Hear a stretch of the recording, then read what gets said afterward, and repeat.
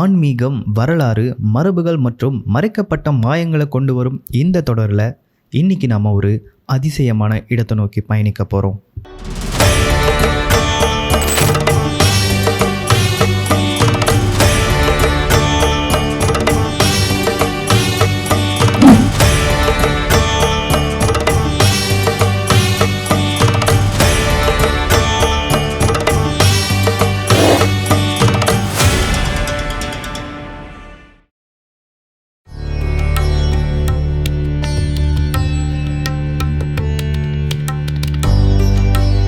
என்னதான் இது ஒரு கிராமத்து கோவிலாக இருந்தாலும் இந்த கோவிலுக்கு பின்னாடி பல நூற்றாண்டுகளை கடந்த சக்தி வாய்ந்த சில சரித்திர கதைகள் இருக்கு. ஆமாம், இதுதான் திருமுல்லைவாயில் பச்சையம்மன் கோவில்.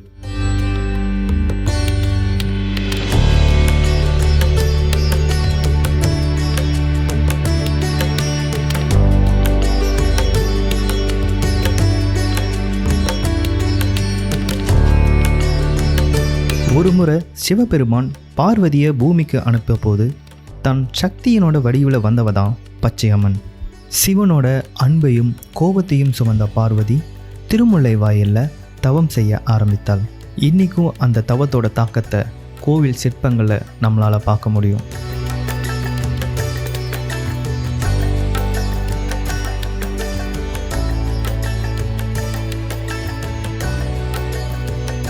சின்ன குழந்தையிலேருந்து இந்த கோயிலுக்கு வந்துருக்கேன். அவ்வளோ பிரசித்தி பெற்ற கோயில் இது. இந்த பையனை இங்கே வந்ததுக்கு அப்புறம் தான் எனக்கு அம்மா கொடுத்தாங்க. அந்த அளவுக்கு பிரசித்தி பெற்ற கோயில்.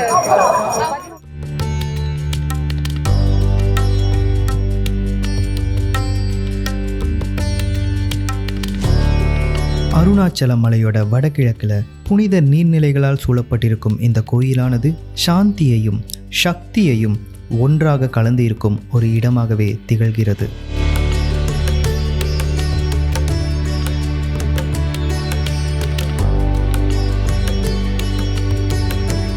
என் பேர் யாமினி. கல்யாணம் 11 இயர்ஸ் ஆகுது. எங்கள் குலதெய்வம் இந்த அம்மா தான், சக்தி வாய்ந்த அம்மா தான். அபிஷேகம் எல்லாமே பண்ணுவாங்க. அது காது குத்துறது அந்த மாதிரினா வேண்டுதல்னா குலதெய்வம் கோயிலுக்கு அபிஷேகம் பண்ணுறது அந்த மாதிரி எல்லாமே செய்வாங்க. இன்னொரு ஸ்பெஷாலிட்டி என்னென்னா, இங்கே கல்யாணம், காது குத்து, அதுக்கப்புறம் எல்லா ஸ்பெஷல் அக்கேஷனுக்கும் இங்கே வந்து செலிப்ரேட் பண்ணுற பர்சன்ஸ் இருக்காங்க. அண்ட் நாங்கள் வந்து ஃபேமிலியாக என்னோடய ஹஸ்பண்ட்லேருந்து அண்டு என் பையன் எல்லாருமே வந்து நாங்கள் ரெகுலராக எங்கள் வீட்டில் எந்த நல்ல விஷயம் நடந்தாலும் இங்கே வந்து சாமி கும்பிடுவோம்.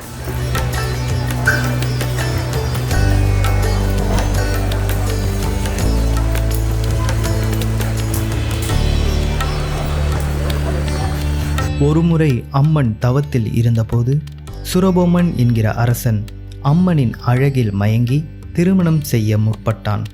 ஆனால் அந்த சமயத்தில் அது அம்மனின் தவத்தை கலைக்கவே தேவியின் கோபம் புயலாக வெடித்தது.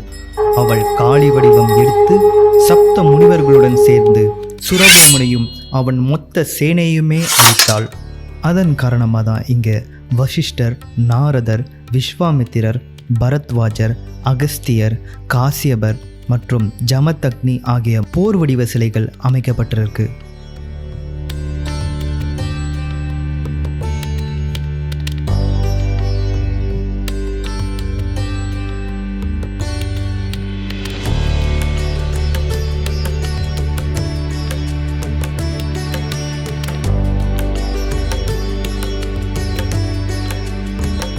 எங்களுக்கு குலதெய்வம் வந்து இங்கே தான் பசங்க மொட்டை வச்சுன்னு போனோம் வந்து. அப்படிங்களா? ஆமா, 25 வருஷம் அது கல்யாணம் ஆகி அந்த 25 வருஷத்துலேயே அது பழக்கமாயிடுச்சு. இங்கே வந்து ஆமா, வருஷம் பொங்கல் வைப்பீங்களா? வருஷம் வரும்பா.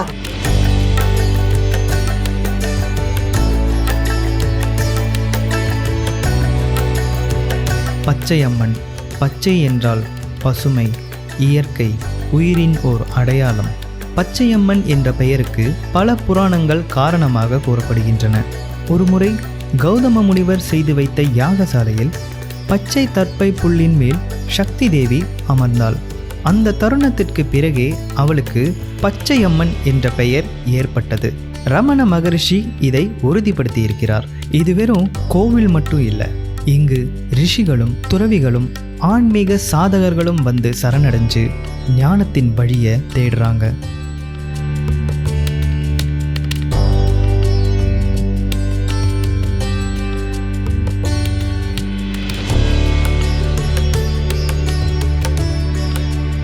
ரொம்ப சக்தி வாய்ந்த சாமி எங்களுக்கு குலதெய்வம்.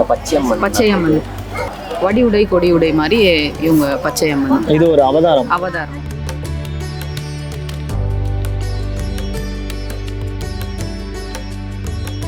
சத்தியம் இருக்க வச்சுதான் இவ்வளோ கூட்டம் வருது. சத்தியம் இல்லைன்னா இவ்வளோ வேண்டுதல் எல்லாம் நிறைவேறதான் இவ்வளோ கூட்டம் வராங்க. அவ்வளோ வேண்டுதல் இல்லைன்னா இந்த அம்மா எப்படி பார்க்க முடியும்? இப்போ போய் பாருங்க, ஜனத்தை அப்புறமா பார்க்கவே முடியாது.